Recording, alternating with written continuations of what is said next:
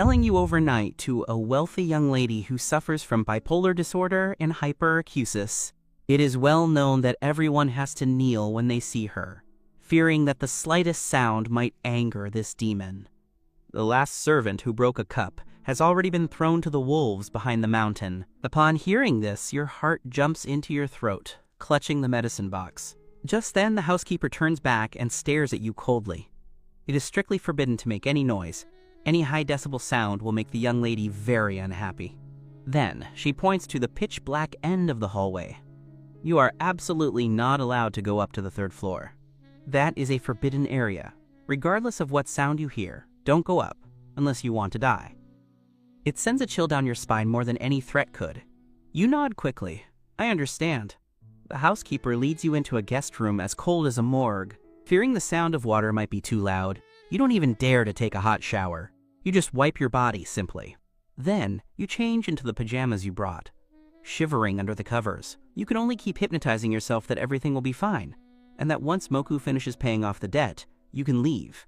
Who would have thought that with thunder rolling outside the window, you would sleep extremely restlessly? Suddenly, a loud bang explodes without warning in the middle of the night. That sound is like a heavy object being slammed against the wall, carrying the violence of destroying everything. You wake up instantly, your heart pounding wildly. A crisp, shattering sound echoes as expensive porcelain turns into powder. The sound is coming from right above your head, the third floor. The forbidden area. A woman's violent roar pierces through the floorboards. The sound is hoarse and painful, like a caged beast going mad. Instantly, the whole villa is brightly lit, and messy yet suppressed footsteps can be heard in the hallway. You huddle under the covers, finally realizing that this is the legendary young lady of the capital. The maid's suppressed sobbing and the housekeeper's anxious low drink of a sedative. Go find the doctor. The young lady is having another episode. Reach you. No one dares to go up. Going up is just asking for death. Even if it means death, they have to go. Otherwise, everyone will die. In the chaos, a faint smell of blood actually begins to permeate the air. The knuckles of your hand holding the medicine box turn pale. You have an ominous premonition about the sky of this Hoshin. The hallway is in chaos. You push open the bedroom door and happen to see several maids crowding at the top of the stairs with pale faces. The medicine bowls in their hands jingle as their bodies tremble. Who is going to deliver it? The young lady is holding something in her hand now. I don't dare to go. The maids push each other. No one dares to set foot on that road to hell leading to the third floor. The old housekeeper's gloomy gaze suddenly sweeps over the crowd, accurately locking onto you. In that instant, a cold light flashes in her lifeless eyes. It is the look of someone who has found a scapegoat. Mr. Moku. The housekeeper walks toward you quickly, not giving you any time to react. She actually snatches the tray directly from a maid's hand and shoves it into your arms. The bowl is scalding hot. Your fingers shrink from the heat, but you don't dare to let go. Since you've come to the Hoshi family, you must understand the Hoshi family's rules. The housekeeper's voice is cold and unyielding. The young lady's migraine has flared up. This is the sedative and the soothing soup. Take it up. You can't believe your ears. But you just said, the third floor is a forbidden area. That's for normal times. The housekeeper cuts you off directly, her eyes cold and matter-of-fact. She leans in closer, lowering her voice. Do you know why the Moku family sent you here? You know in your heart that if something happens to the young lady tonight, do you think the Moku family will still get the money? This sentence hits you like a slap in the face. You realize instantly, you are just a debt repayment item. You can be replaced if you die, but that young lady must not have anything happen to her. You bite your lower lip, your face pale, looking at that pitch-black staircase. I understand. Your voice trembles, but you still take the step. There are no lights on the third floor.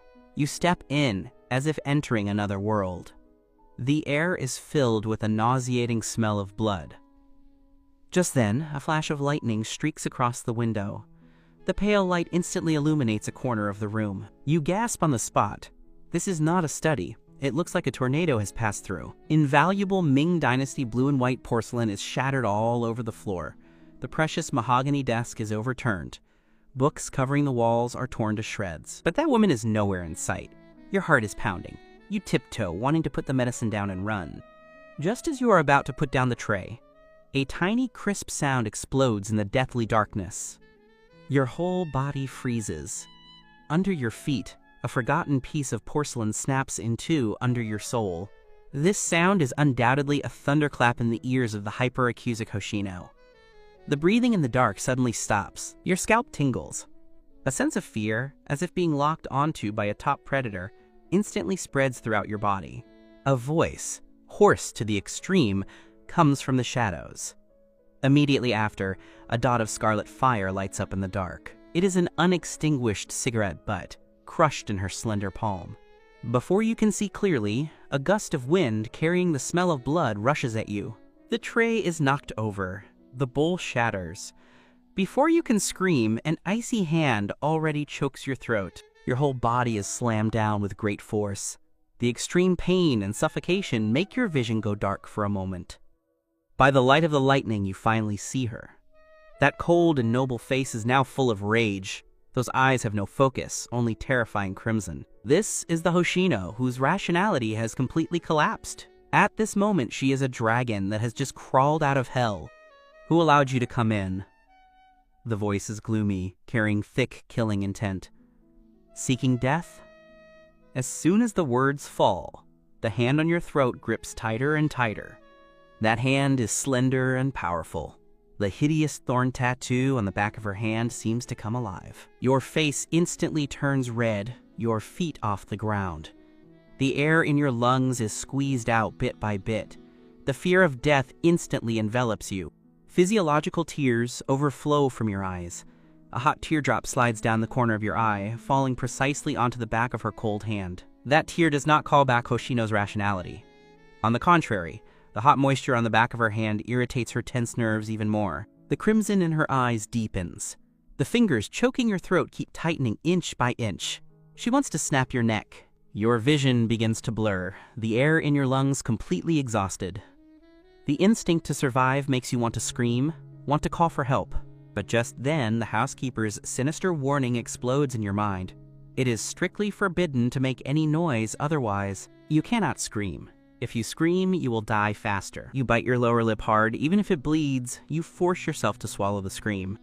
In the dizzying state of suffocation, your trembling right hand reaches into your pajama pocket. That is your last, life-saving straw. A suhei incense pill sealed with beeswax. This is an ancient recipe left by your grandmother, specifically for treating palpitations and madness.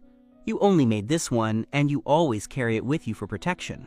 Your fingertips touch the cool wax shell, and you use all your remaining strength. Click. You crush the wax shell.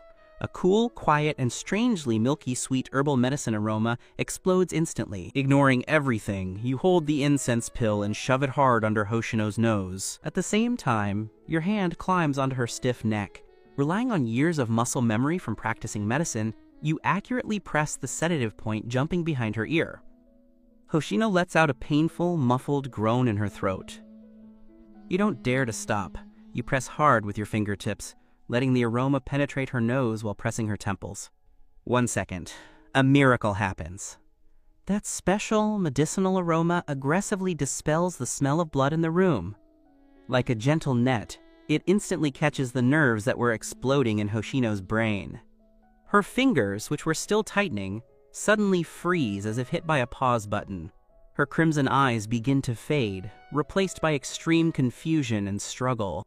Like someone drowning who has just taken the first breath of fresh air.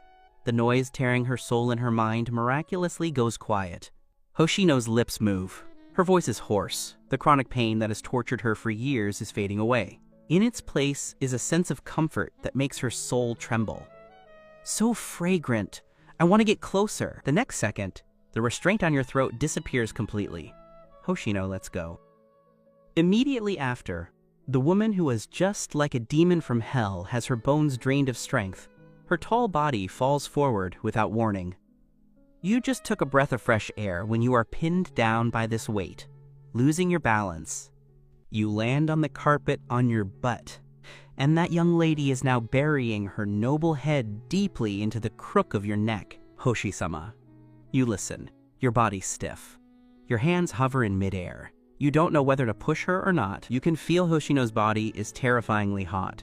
yet she is obedient to an absurd degree right now. The lunatic who even sleeps holding a cigarette is now like a kitten with skin hunger, constantly rubbing her cheek against your delicate neck. She is looking for the source of that scent. The incense pill you crushed on your hand, mixed with your post-bath body scent, has become the most addictive medicine she has ever smelled. Hoshino's hands tighten unconsciously, wrapping around your waist and pressing you deeper into her embrace. She takes a deep breath, her nose pressed against the blood vessel jumping on the side of your neck, and lets out a satisfied hoarse moan. Fragrant. Your scalp tingles, and you don't dare to move a muscle. You wait like this for a few seconds. The expected rage does not come. What reaches your ears is the woman's gradually steady, even heavy, breathing. She is asleep. In this study that she smashed to pieces, in the arms of a stranger she almost strangled to death, this young lady who has suffered from severe insomnia and hasn't closed her eyes for 3 days and nights, has fallen asleep in seconds. The next morning, you are awakened by the pressure on your legs. You open your eyes in a daze. Your whole body is as sore as if you had been run over by a truck. Your arms are numb and have lost all sensation.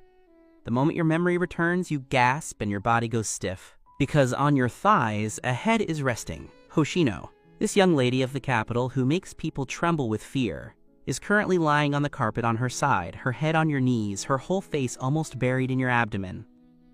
She is sleeping very soundly, her breathing long and steady. That face, which was as hideous as a demon last night, now shows a hint of sickly pallor and docility. If you ignore the ruins around you, this scene is as beautiful as a painting. However, you don't dare to move. One of Hoshino's hands is clutching your pajama hem tightly. Is this skin hunger? You swallow, trying to carefully rescue the hem of your clothes from her clutches. You move your fingers slightly, wanting to pry her hand open. The moment your fingertips touch the back of her hand, those tightly closed eyes open without warning. There is no drowsiness or confusion from just waking up. Those eyes are crimson and deep, like 2 bottomless ancient wells. Although the crimson has faded from her eyes, there is now a layer of dark scrutiny. You are so scared your heart stops. Your hand is suspended in mid-air, wanting to retract, but not daring to. Your voice is trembling, fearing that this mad woman will choke your neck again the next second. But Hoshino does not speak. She still rests on your lap, not moving at all.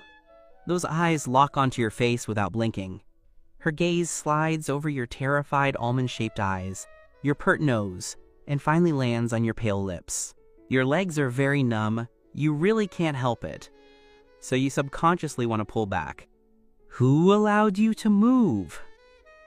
A hoarse, low voice rings out, carrying the laziness of having just woken up, yet revealing an unquestionable dominance.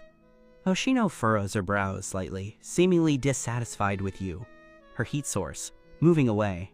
The next second, she raises her hand and grabs your wrist, pulling you forward.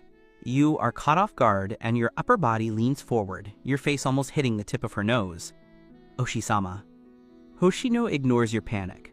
Her nose presses against the skin on the inside of your wrist, sniffing deeply as if confirming a predator's mark. That is where you crushed the Suhei incense pill last night. Even after a night, that cool herbal aroma, mixed with your body scent, still lingers in your skin. This scent is the only one that can make her brain quiet. Hoshino's eyes darken in an instant. The heart-stopping possessiveness in her gaze is no longer hidden. It really is you, she whispers softly, her voice hoarse like gravel grinding over the heart, carrying a hint of dangerous pleasure. Moku. At this moment, which is both dangerous and at the extreme point of intimacy, the heavy door of the study is pushed open cautiously from the outside. Be quiet. Is the body bag ready? The old housekeeper's low voice comes in. She walks in with a family doctor and 2 bodyguards, tiptoeing. They have all mentally prepared themselves, thinking you had long since gone cold. When this group walks around the screen and sees the scene in the room, everyone's footsteps come to an abrupt halt. The housekeeper stares with wide eyes, her chin almost dropping to the floor. The stethoscope in the doctor's hand drops with a clatter. What are they seeing? In the ruins, their man-hating and violent young lady, who dies if touched, is now lazily clinging to you, this young man, like a sticky big cat. One of her hands is holding your wrist, her posture as intimate as if you were her private body pillow.